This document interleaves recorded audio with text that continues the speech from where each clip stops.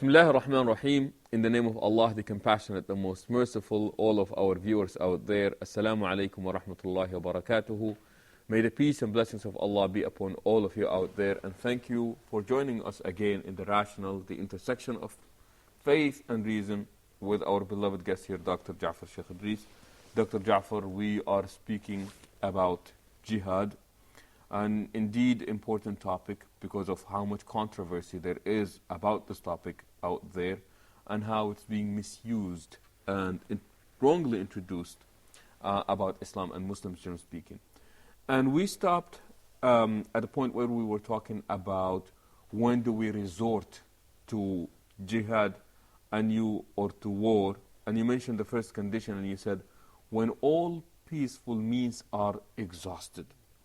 And I'm reminded here by the statement of the Prophet, peace be upon him, when he said, لا تتمنوا لقاء العدو واسألوا الله العافية. Yes. Do not wish to meet your enemies in the battlefield and ask Allah to resolve this conflict via peaceful means.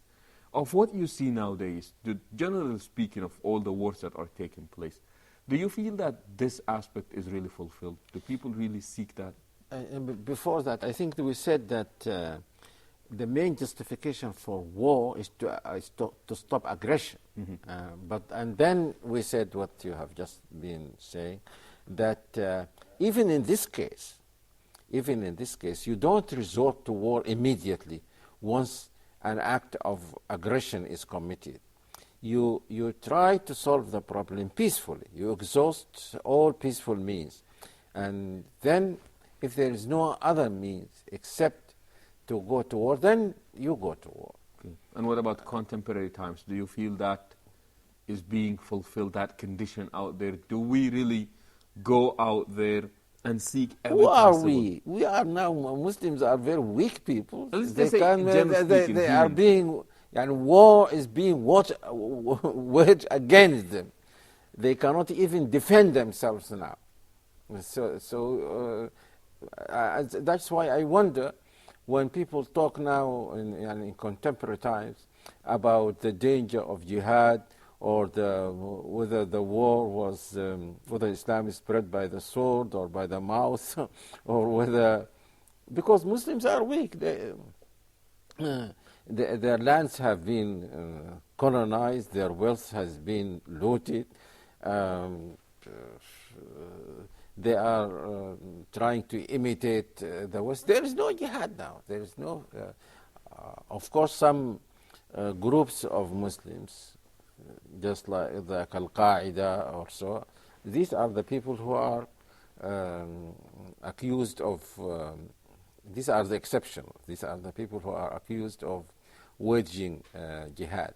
But interestingly enough, even these people don't say that we do this because these are non-Muslims. I mean, to be fair to them, they don't say this. They say we are defending our brothers in Palestine or in Afghanistan or so. So the idea that jihad is to kill non-Muslims does not apply even to these people. I'm not saying that what they are doing is right, but you must be fair to them. This is this is not what they are saying.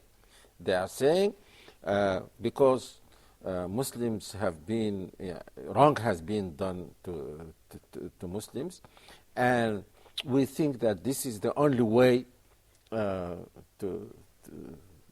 stop that aggression against Muslims. So there is no. I don't think that there is any jihad in. Take the problem of Darfur now in the Sudan. The government has not been able even to stop these rebels. Why? Because they were given arms and money and so on by people in the West. Sometimes it is said, I haven't visited the place recently, but sometimes when they go into war with government with the army, it is said that some of the weapons are even better than that of the of the Sudanese army. And that is why the West now wants, they have found this as a justification for interfering in the Sudan. They tell the government, since you cannot stop this war and since so many lives are being lost, this is something inhuman. It has to be stopped. If you can't stop it, then let us come and step in and stop it. So there is no problem about Muslims waging war or jihad or. Sheikh, you mentioned this idea of people giving other people weapons. Yeah. I remember reading once in the books of fiqh where it forbade the selling of arms during a fitna. In a sense that if you're not able to bring the peace, then do not promote. At least, yes. Do not promote that war that is taking place out there. And I think this is the problem now in modern times, that when if people rebel against a Western government, say United States or Britain or so, then they can stop that, because usually the power of the government is stronger than that of the rebels. And you can think of so many cases in the United States and the war against this Ireland, the war in Britain, and so on. But in Muslim countries, other more powerful countries come to the help of the rebels, and therefore the war continues. The war continues. For example, this war in the Sudan, according to some estimates, about 2 million people lost their lives. Why? If the government was strong, it would have stopped this, and less lives would have been lost. Yeah. It's sadly, Sheikh, sometimes some governments, their economics is a war-based economy, meaning that a war must be taking place somewhere in order for that economy to thrive. And I believe that's why that statement was made, that all wars are economics. And you alluded to this earlier when you said that it was about the exploitation of other people. And not only, you reminded me of something that many Westerners, especially in the United States, say, that to unite the people, you have always to tell them that there is an enemy. And they say, once communism collapsed, and that was the main enemy. And this was the way you could carry all the people with you and unite them and so on, tell them. Now, they started looking for a new enemy. And the best candidate was Islam. So some people say in the West that this is one reason why there is so much talk about Islam and the danger of Islam or Islamic people. So motives for war can be very bad motives. Unfortunately, and it seems that people are making very good use of that. Sheikh, you also said that when war is waged, it has to be on the condition that this war is winnable, because the purpose behind it is to eliminate and stop aggression. And if you're not able to do that, then don't. Then at that point, don't even. It becomes even illegitimate. You remember the case of the Muslims at Mecca when they were a minority, and they were persecuted. In fact, there was some worst kind of persecution. But in spite of this, they were ordered, كفوا أيديكم وأقيموا الصلاة. Withhold your hands and pray. Do not fight back. Don't fight back. Because, and the reason, it's not mentioned in the verse, but the reason was very clear. If you fight back, they will exterminate you. There will be no Muslims there because they are so strong compared to you.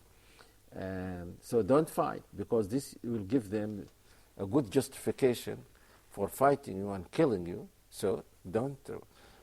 So one good thing about a true religion like Islam is that, as you have been saying all this time, it's very rational. You have to assess the consequences of you don't. No order, as someone said, no order in Islam is absolute. All commands are conditional. All commands are conditional. There is a command to pray, there is a command to make hajj, there is a command to make zakah, there is a command to make jihad, but all these are conditional. Meaning? Yes, you don't do this until the conditions are fulfilled. You don't say, God told me to fight, and I am going to fight, and I don't care what happens. Someone told me this. I said, you care in your daily life, you care. Why don't you care when it comes to religion? It was very cold, and he was wearing an overcoat. I said, well, if you don't care, take off this overcoat. Wear a shirt, short sleeves. You care. You behave rationally in your daily life, but when it comes to religion, you become irrational, because you think that this is how religion should be. Many people think that there is no compromise, that religion does not give you the chance to make any compromise. Either the whole 100% or 0%. 0%. That's not true. That's not true. Sheikh, we do have more questions about this topic. We will have to take a short break, and we will be back. So please stay tuned, and we will return, inshallah. Inshallah.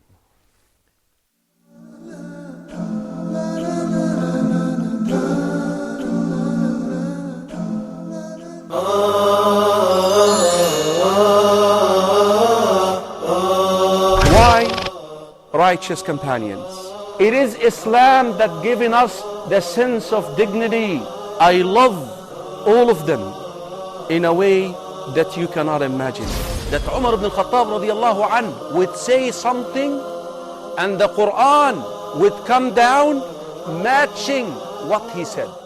والسابقون الأولون من المهاجرين والأنصار والذين اتبعوهم بإحسان رضي الله عنهم ورضوا عنه.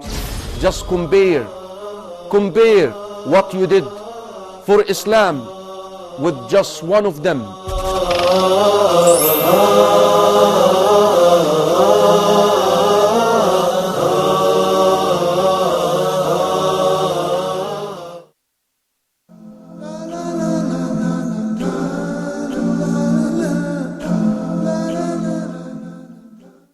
Assalamu alaikum wa rahmatullahi wa barakatuhu, and welcome back to The Rational, the intersection of faith and reason. We're talking here with Dr. Sh.Yassir Sheikh Idris. Dr. Jafar, we're talking about some of the conditions that would make, actually they're part of the ethics of war, as well as when is war legitimate. No. One of the conditions that you have listed is that only combatants are to be targeted. Yes. Sheikh, in modern wars today, you've got things like bombs, you've got things like missiles and what have you. And I remember reading in a Maliki book, in Mukhtasar Khalil, in the jurisprudence of the Maliki school of jurisprudence, and he clearly stated that you may not poison an arrow and you may not use fire in the process of killing people. And I was very surprised when I read this, because an arrow can only kill one person at a time. But even then he said, do not poison that arrow. And he said, do not use fire as a form or a tool to eliminate your enemy. More on only combatants are to be targeted. Yes. Yes. Of course, some people now say, we can't do this now. because once you throw a bomb, and this is what they call now collateral damage. They kill as many innocent people as they kill combatants, and I don't know about the details, whether this can be avoided or not. But in principle, Sheikh. In principle, yes. Okay. But if it happens in spite of all the precautions that you took, then this is something they cannot avoid. As we said before, commands are not absolute. If I cannot say that if I cannot avoid killing non-combatants, then I will not fight.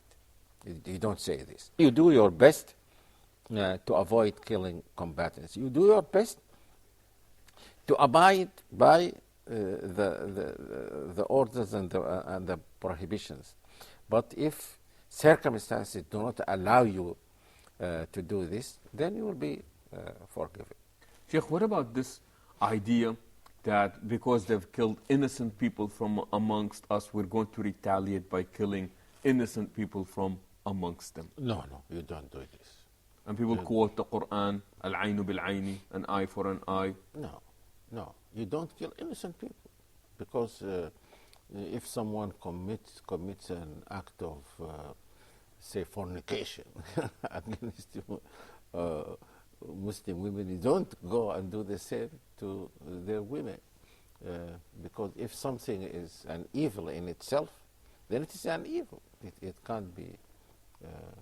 There is no justification for killing innocent people. In this type, even if it being this type of retaliation. Sheikh, another condition that you also put here is that you say the unnecessary damage should not be made to lands or plants or animals. Yes.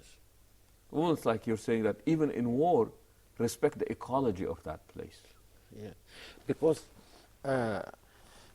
you don't destroy the means of life, because you can't destroy these people. Some other people will come and live on those means of life. So the nature is not to blame for what human beings do. So you don't do this. And nature was not our enemy to begin with. And and because some other people will benefit from this land, you don't. Why do you kill animals, for example? Sheikh, he also lists another condition here, and he said that war must be stopped once peace is either achieved or once the means or the whatever it is that we were after is accomplished. Yes. Meaning that you do not carry on. Now it does not become revenge at this point. And if the purpose is achieved, if the people say, okay, we'll stop this aggression, and we'll want to make peace with you, and we regret what we have done, then the purpose for waging war against them has been accomplished. If you continue to wage war, it will not be for the same noble reason that you started the war with. And I think that's where the verse comes in. وَقَاتِلُ الَّذِينَ يُقَاتِلُونَكُمْ وَلَا تَعْتَدُوا. Yes. Do not. Fight those who fight you, but don't be the aggressors. Because remember that the main purpose of Islam and the main task of the Muslims is to invite people to the truth. Because God gives you more reward when He makes you the means of converting a person, make him accept the truth, than when you kill them.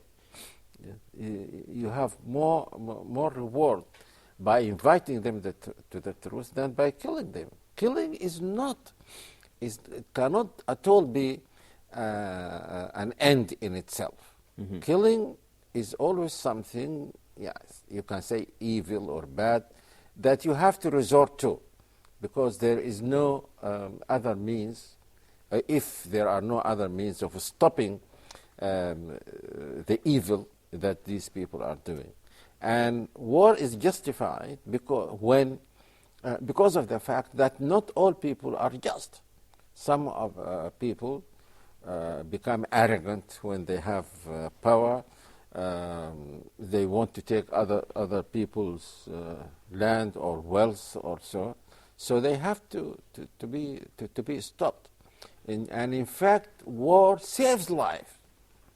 This kind of war, I mean, saves lives. Because if you allow the aggressor to continue killing people, exploiting them, there will be more evil in the world than when you resort to war, in spite of the fact that it is itself not a good thing, but when you resort to it as a means to stop that aggression and that evil, then it becomes justified and it becomes good. Sheikh, you remind me of a quote that I heard from Father Desmond Tutu from South Africa. And he said that in a case of injustice, if you decide to be neutral, then you have chosen the side of the oppressor. Of course, because there is no neutrality here. When you say I am neutral, this means you are saying to the oppressor, go on. I have no problem with what you're doing. I will not interfere. This problem is with you, between you and these other people. So what he said, I think, is very true. Sheikh, we have a few minutes left. It seems that we have a problem within the religious community where people are willing to die for the religion, but the same people are not willing to live by the commands of that religion. Is that true? They would go to the extent of sacrificing their lives and not pray or fast or... I think it had to do with the fact that people, they said the ultimate expression of faith is me sacrificing my life to this faith that I have. However, sometimes even same people are not living by the commands of this faith that they have. And I find that to be a bit problematic. You're saying that it in itself, it is praised in the condition that other obligations have also been fulfilled. I don't have any experience like this, but I can remember only the case of one young man who was religious, but who told me that he's going to Afghanistan, the first war against the Soviet Union. Against the Soviet Union, and he thought that would be the easiest way for him to go to paradise. But he was a good person. He was praying and so on. But he thought that he cannot be a learned person. He said that he doesn't have the ability to be a alim, to be a learned person. He has the ability to fight and get killed. So what could I have said to him? But if someone goes to war just as if he is committing suicide, of course that will not be accepted. Because if someone despairs and thinks that his life is not worth living, and then says to himself, why don't I go and get killed, I don't think that would be a good motive. Because as the hadith you quoted, لا تتمنوا لقاء العدو لا تتمنوا لقاء العدو واسألوا الله العافية. Don't wish for meeting your enemy. And the hadith which says, for والله, was it the hadith or... Yes. لأن يهدي الله بك رجلا واحدا خير لك من حمر النعم. That if Allah subhanahu wa ta'ala makes you the means of him guiding someone the truth, then this would be better for you than the best of wealth. This is what is meant by Humra al-Na'am. Sheikh, finally, what about other aspects of jihad, where specifically the word jihad is used?